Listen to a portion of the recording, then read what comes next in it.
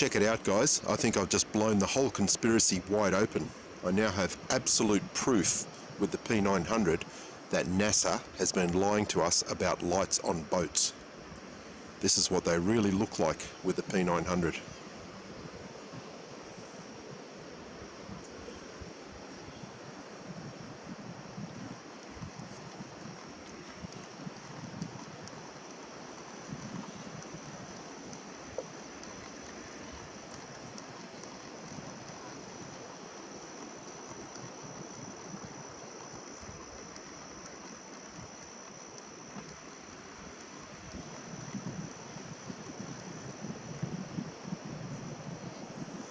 Or maybe flat earthers need to learn how to use their cameras properly. So clearly that was just a bit of sarcasm, but how many times do we see on flat earth channels images taken of stars and planets that are clearly out of focus with sensational titles like "Stars are not what you think they are," expectation versus reality. And unfortunately we see these all over flat earth channels. Here's another one, the star Capella in reality versus NASA. Well, the only reality here is that the image is again out of focus. Another flat earth channel, real stars are not planets. Now I think most of us realized that by the time we were 8 years old, but these flat earthers are still catching up. Again, we have an image that is completely out of focus. Another flat earth channel, real planets, not physical matter, but currents of electricity and light. Let's hear what Raymond has to say about this image. That thing's jumping and morphing, and its center is wide open with some type of electrical type current. So the reason it's jumping is because you're not holding your binoculars steady enough, Raymond. And the reason the center is open is because the image is not in focus at all. And I'll prove that to you now. Now, anyone that has done a bit of amateur astronomy will likely be familiar with a term called collimation. And collimation is simply the accurate aligning of the lenses and mirrors in a telescope to produce a correct image. And the way we collimate a telescope is to intentionally put it out of focus and to observe the ring pattern. And there you can see a ring of lights with a dark central portion. And if the telescope is correctly collimated, that will be a symmetrical looking ring. If it is not collimated correctly, that dark portion will be offset, as you can see in this image here.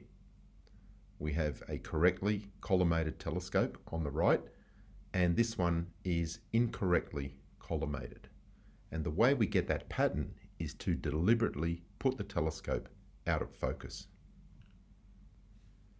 Now, when you're watching these flat earth videos, because the image is so badly out of focus, and we also have atmospheric distortion, you can often see some extremely unusual patterns developing. Now, a camera, when it is subjected to light that is flickering, won't always portray the image as we would see it with a naked eye. And a perfect example of that is when we look through the head-up display on my aircraft.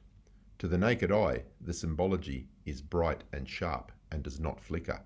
However, when filmed with a camera, you can see very obvious flickering.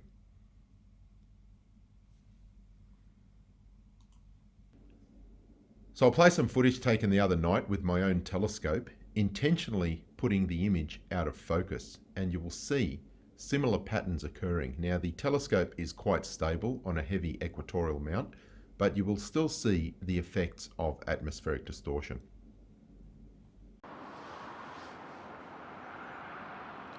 And here we can see some mysterious orbs in the sky.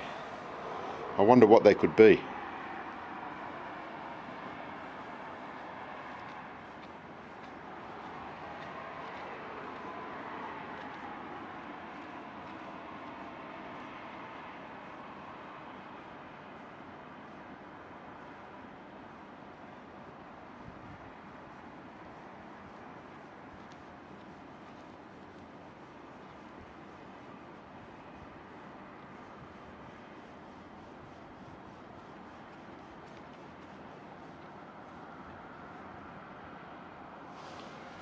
Interesting.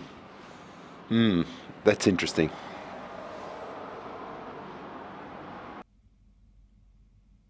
So when flat earthers show us footage like this and claim that is what the stars really look like, all you can do is just facepalm, because what the flat earthers are really telling us is that they have no idea how to focus their own cameras.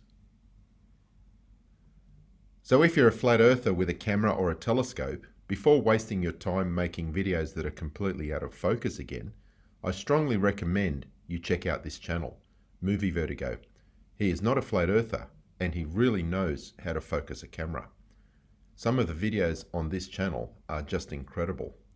Razor sharp images of sunspots, the SpaceX Starlink satellite train, and recently, one of the sharpest ISS solar transits I have ever seen. Well worth checking out the videos on this channel.